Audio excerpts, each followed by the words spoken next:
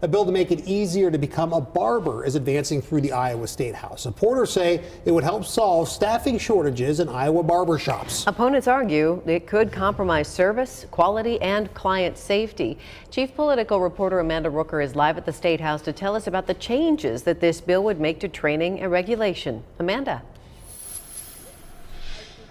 Well, Stacey and Ben, right now, most barbers are required to get 1,500 hours of training through a traditional barber school in order to get a license to work in Iowa. But I talked to one barbershop owner who told me that those standards can make his career out of reach for a lot of Iowans. He says House File 711 would change that. Barbering for me has basically changed my life. Craig Hunt owns Universal Barbershop in Des Moines.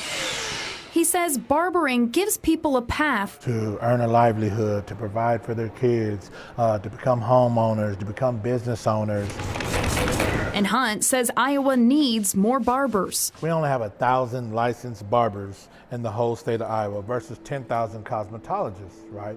So clearly we have a barber problem. He says there are barriers to becoming a barber. The time and cost of cosmetology school, or limited space in the state's apprenticeship program. We need a pathway where licensed professionals, just like electricians or plumbers, we can have, journeymen or people working up underneath us underneath a private training program. Hunt wants state lawmakers to pass House File 711 to create an on-the-job training program.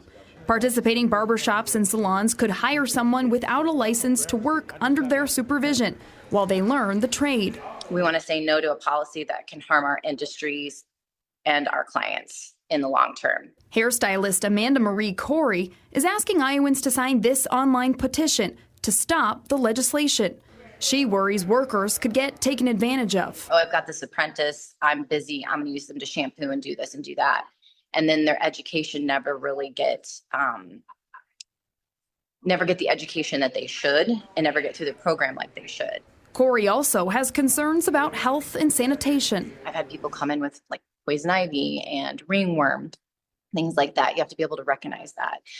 That also goes into proper sanitation of our tools and then understanding chemicals well enough to make sure that we're not injuring our clients long term. Now, in a 67-29 vote, the bill did pass through the Iowa House just about an hour ago. It now heads to the Senate. It would need approval there and a signature from the governor in order to become law.